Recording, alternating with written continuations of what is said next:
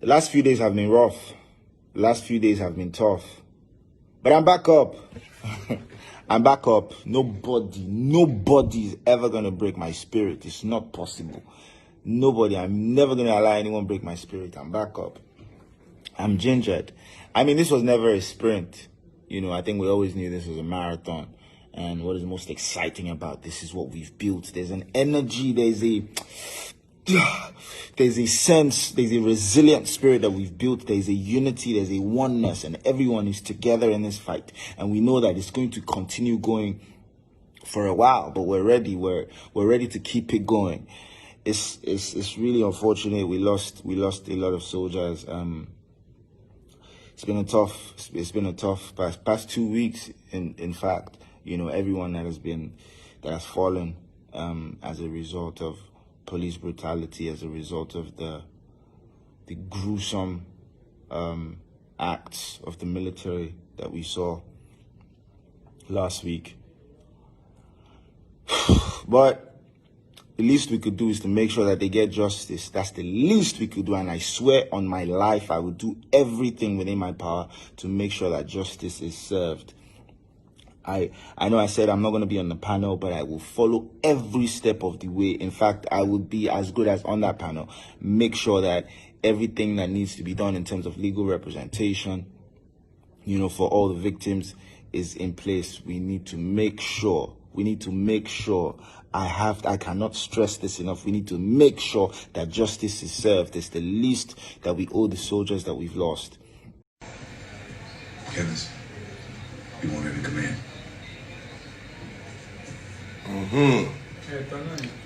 No, Albright. Tonight, we received reports of derailed trains, of granaries on fire, and of a savage attack on the hydroelectric dam. Hello, everybody. On a deal. I'm begging. Another day, still in this trouble. Another day. Decency. You know. Sorry, I'm a few minutes late. Some people with the break. Let me do the thank you. Some people with the break things for Kwebi.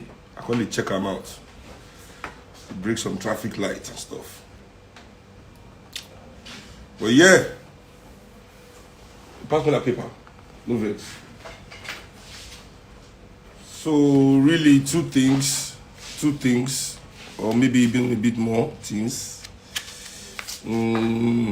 How do we start saying this now? The government, they deny the atrocity. You know, they say na Photoshop. Basically, now unknown order. So we have gone, there's some progress. Say that progress from unknown soldier to unknown order. Nigeria, we hail the Towing. Somebody asked what about Towing Street. I don't know. I don't see anything will happen for Towing Street. I'm not here yet. It's amazing to me, Sha, the length Nigerian government will go to control the narrative with the people. They try to put out there. What did they happen now? I tell you, like, majority of the violence where they go on, I still repeat, I'm not political violence. The politicians want to hijack the narrative by all means. By all means, they don't want to stop. So we, the people, must be steadfast. You know, government job are to protect within life and property. But for Nigeria, they don't add one word. They add one word for that phrase, but they only talk out. You know, they say for Nigeria, the government, they protect rich lives, so they add rich lives and property. You understand? So we've been living for 21 years inside this democracy, and this government don't destroy millions of lives. Our business people don't destroy millions of lives. Whether you know bomb building on they fall, they kill people. Wetin dey happen? All the building collapse. Wetin happen? Wetin we hear? Poor people's lives are being destroyed every second in this country, and they don't brainwash all of us to put rich man property over the life of poor people. And everybody also believes, say, we are, even though we are not, most people don't want to believe say they're poor. That's why we know we don't want to behave like the poor people. We just believe say we never rich yet. We are not yet rich. Now you are poor. And the moment we begin to align with the poor people of this country instead of the oppressor, the quicker we come out of this mess. The quicker we come out of this mess.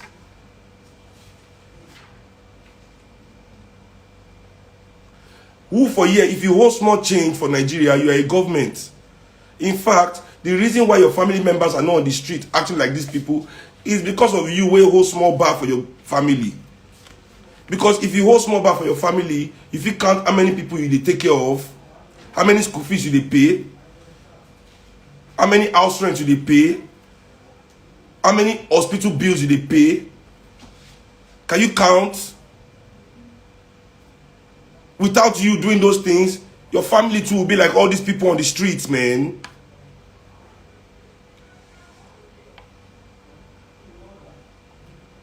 These lives weren't created, not because they come for this world and then they make themselves like this. This is the world we created for them. You know, when they criticize the 5 for 5,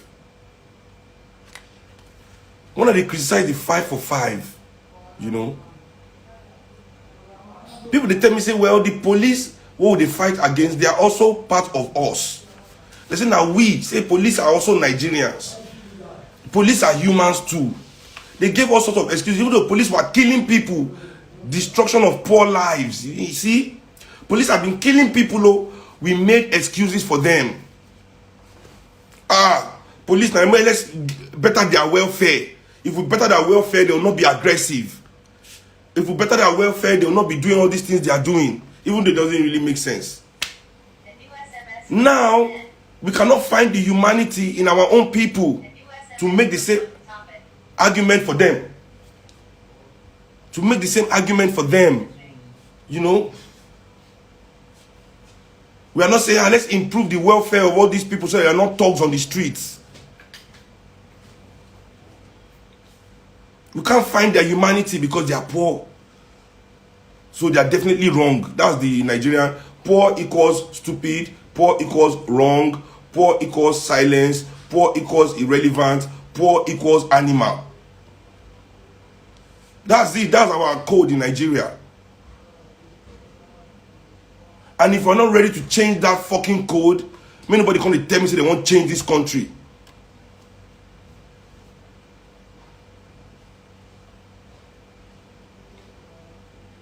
Now, the poor people are angry.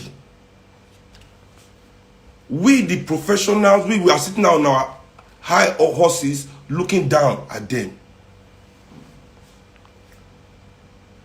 Say, why would they be attacking their own? How are you their own? When their children, they die, did you strike? Did you continue working for the oppressor? When their children don't see school go, did you strike? Did you do anything to show them that you are together with them? No. We all sit down and accept our little crumbs from the master's table.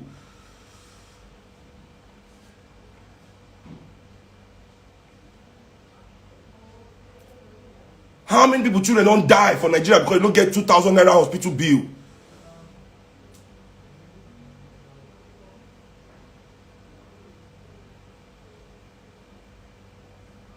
We've never stood up for the poor people of this country. We've never stood up for them. So that's why they are standing up for themselves.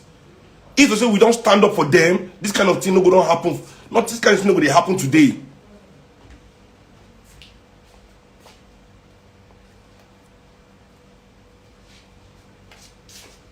So the only way for us to take control of this now is to be on their side. If on their side, they respect us more than they respect these fucking politicians. Trust me.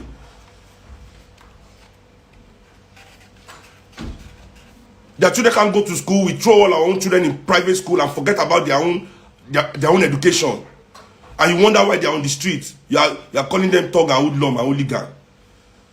Not because they had to put all your politicians for office.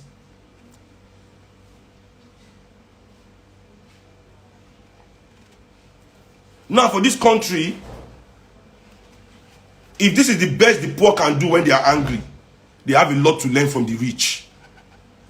If this is the best the poor can do when they are angry in this country, they have a lot to learn from the rich. I'll give you examples of how Nigerian rich people they act when they don't vex. And let's see if it is more barbaric or less barbaric than this. When Obasanjo was angry at the town of Odi because they killed policemen, excuse me, Obasanjo vexed for the town of Odi when they killed policemen. What did